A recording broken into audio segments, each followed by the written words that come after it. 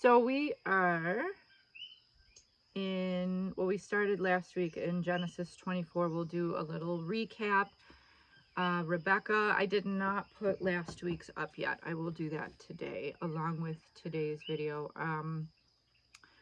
So Abraham was finding a wife for his son Isaac and sent his servant to the land of Ur. That's what it is. Ur, the Chaldeans. That's where Right. Abraham was initially from. So he sent his servant to go find a lady there. He met Rebecca at the well. Again, lots of important things seem to be taking place at wells. Probably something that we should pay attention to. So he gathered her up. Her family allowed her to choose when she would leave. They wanted her to stay a little bit longer, but she recognized the call of the Lord on her life and agreed to leave with this servant to go to Abraham and Isaac there. Again, she brought up to 20 gallons per camel, watered all of this gentleman's camels. Just a wonderful woman, a selfless woman, really.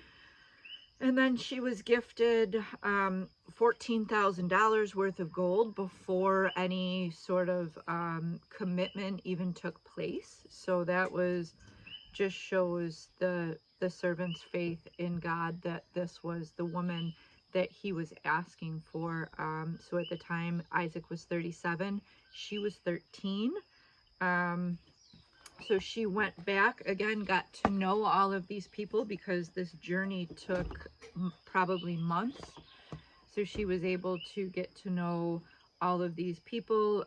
She was also Abraham's and Isaac's cousin. I forget exactly how, but and then when she saw Isaac in the field, she knew right away that this was the gentleman. She asked the servant, "Who's this dude?"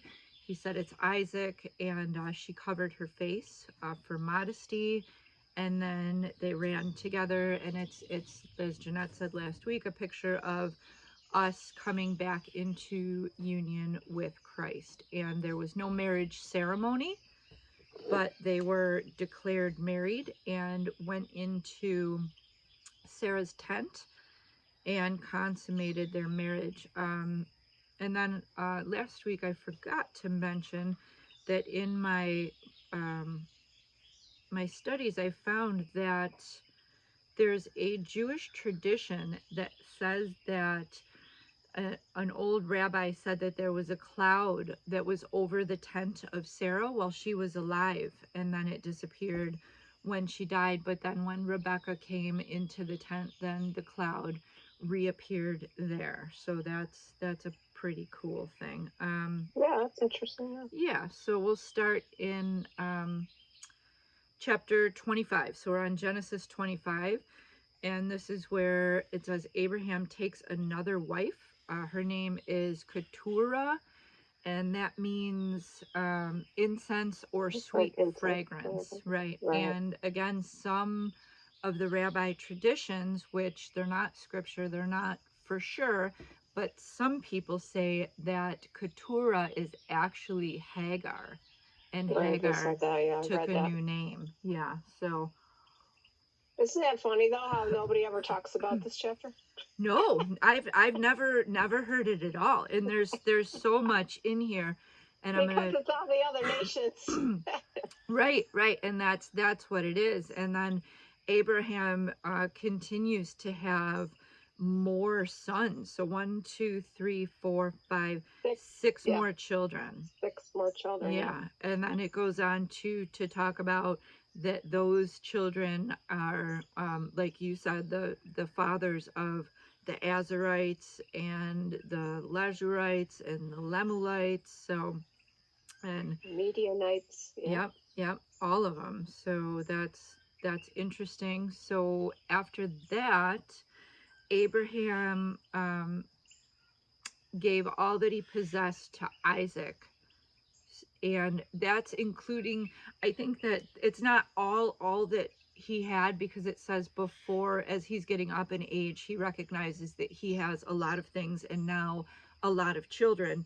So he gave the other children that he had with this woman goods and things, and then sent them away from Isaac. And then Isaac was in possession of the land that God had promised to Abraham and his descendants.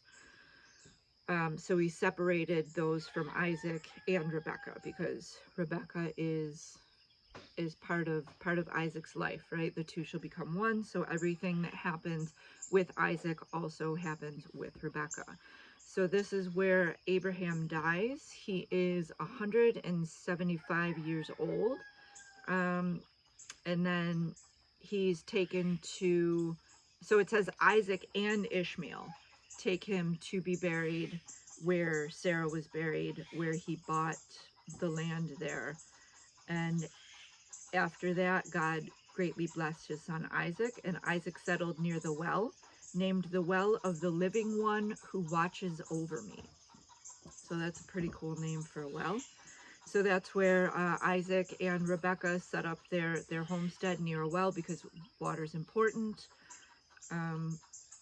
And then it goes into the descendants of Ishmael, which I'm just going to cruise over again. These are all the other nations that are around Israel, and there's 12 sons of Israel.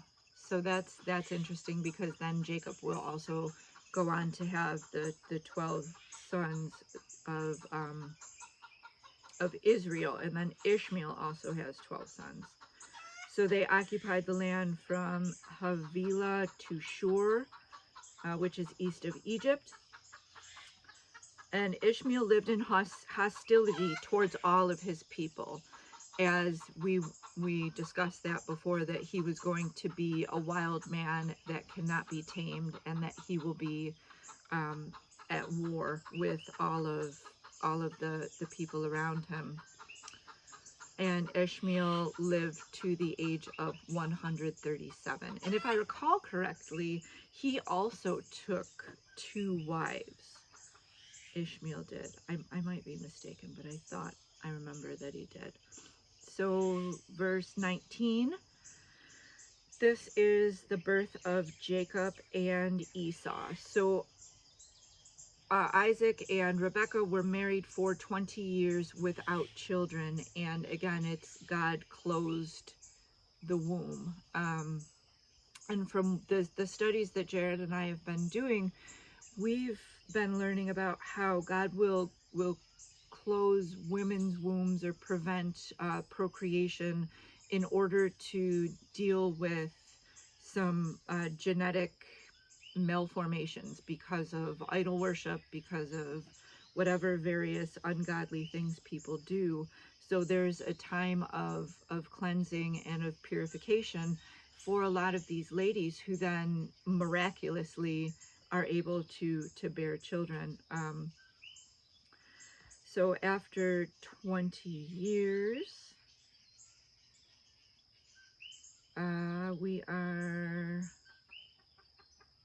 Rebekah was unable to have children, but Isaac pleaded with Yahweh on the behalf of his wife because she was barren, and she did get pregnant, for Yahweh responded to Isaac's prayers.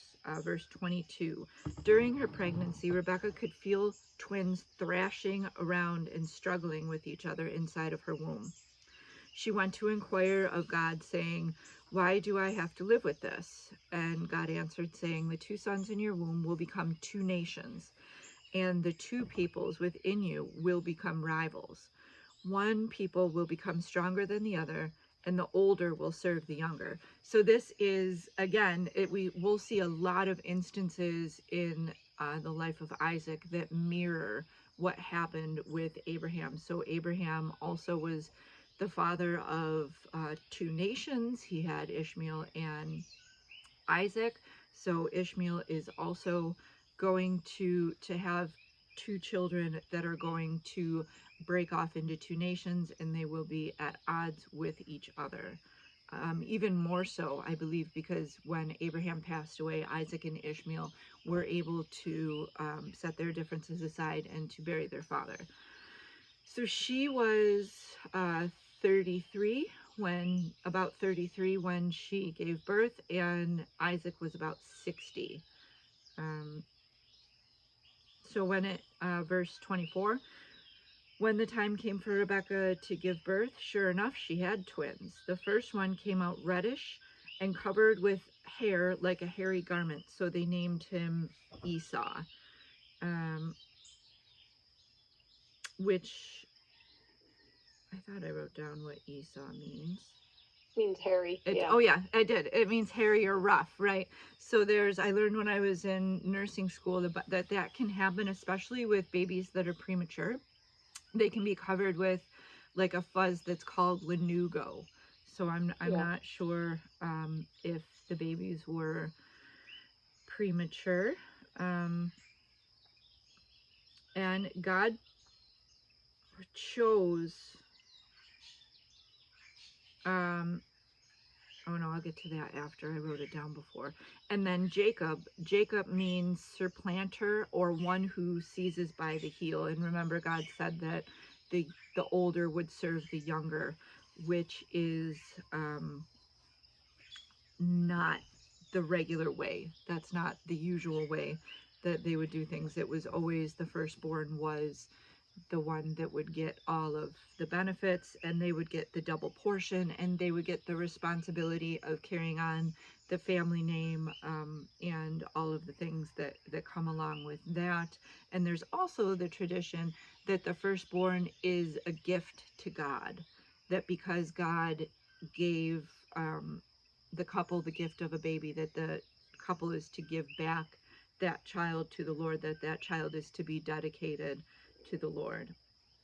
So his brother came out with his hand grasping Esau's heel, so they named him Jacob, and Isaac was 60 when the twins were born. When the boys grew up, Esau became a rugged outdoorsman and a hardy hunter, but Jacob was more contemplative, content to stay close to home. So he was kind of a mama's boy, right? So Isaac loved Esau because he was fond of eating wild game, but Rebekah dearly loved Jacob. One day when Jacob was cooking a stew, Esau returned from hunting and was famished. Smelling the aroma of food, Esau said to Jacob, "I'm starving. Let me eat some of that red stuff you're cooking." This is why he's also called Edom. And I didn't look that up, but it's a woman's Bible study. That means red. Yeah, that it's like means Adam. red also. Okay. It means red. Okay, Yeah. so Edom is red and Esau is hairy. So Jacob says, "Yes, but you first must trade me your birthright," which seems kind of silly to anyone outside, thinking of, again, you get the double portion, you get the responsibility and the glory of the family name that you get to carry on. And then Jacob gave Esau some soup, and Esau cared nothing about his birthright. So he just sat down. He's like, okay, fine, whatever. Sat down, ate his soup, and then went away and didn't care about his birthright. It says he despised his birthright, which there's lots of things that can be taken from that. Again, it's a responsibility to carry out the family name, to do the things that we're supposed to do as the firstborn, and also living in the moment, right? Living for the moment. I'm hungry right now. I want food right now. I don't care about what comes after that. So just that momentary gratification was more important to him than the long-term satisfaction of having the stability and the benefits and the blessings of being the firstborn child. So that's what happened there. On to 26. Time we got. Okay, great. Now another famine struck the land, like the one in Abraham's time. So again, we're going to see something happening again here. So Isaac traveled to Gerar, where Abimelech was the Philistine king. God appeared before Isaac and said, "Do not go down to Egypt. Stay in the land that I will reveal to you. Live there as a foreigner, and my presence will be with you. I promise to bless you, for I will give all the lands to you and your descendants. I will fill the oath I swore to your father Abraham. I will make your descendants as numerous as the stars of heaven, and I will one day give them all these lands. I will bless all the nations of the earth through your offspring, because Abraham was, faithful to me.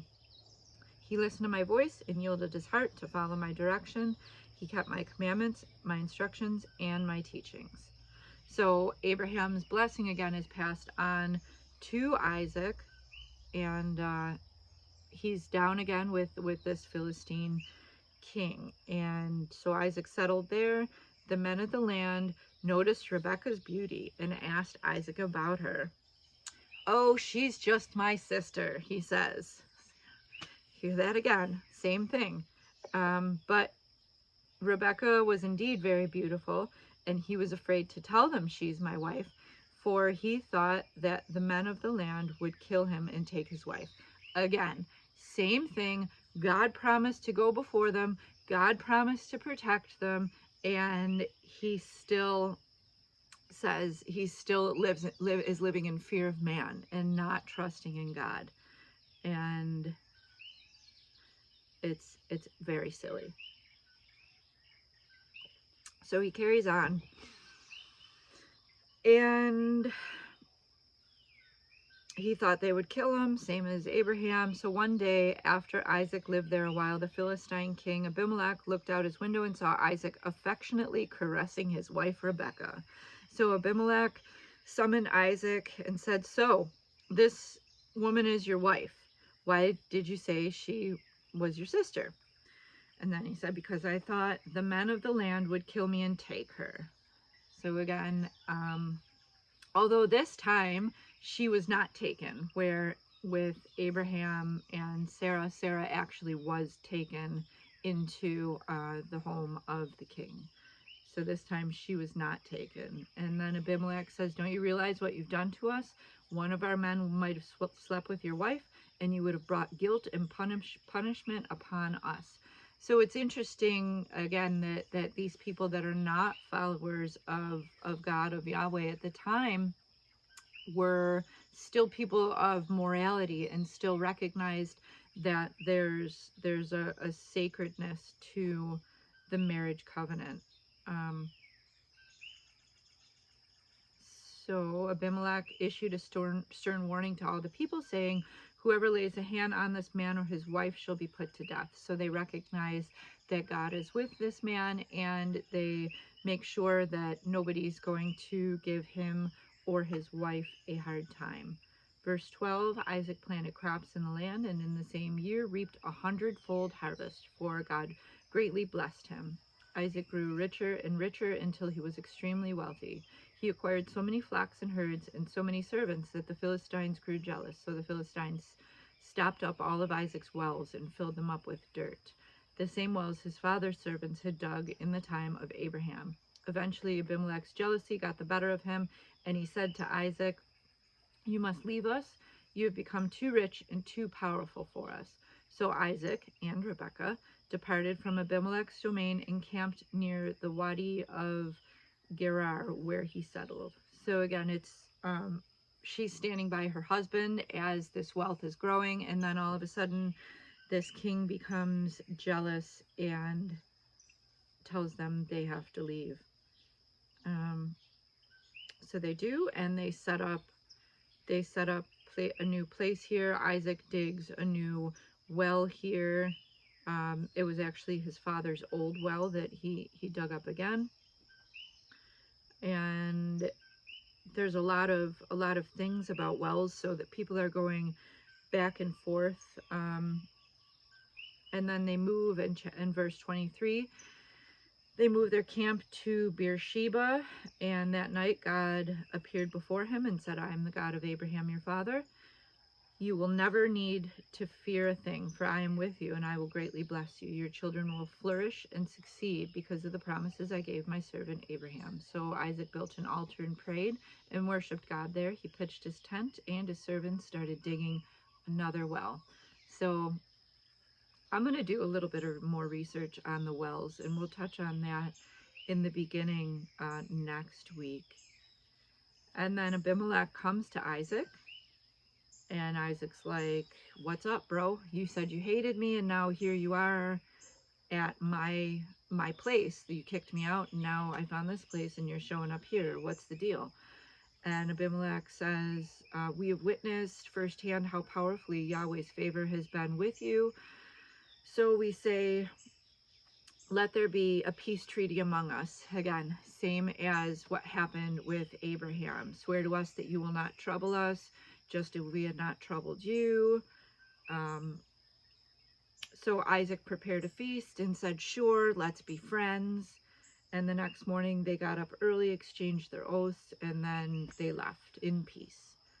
Later that same day, Isaac's servants came out with wonderful news about the well they had dug, saying, "We've just found water."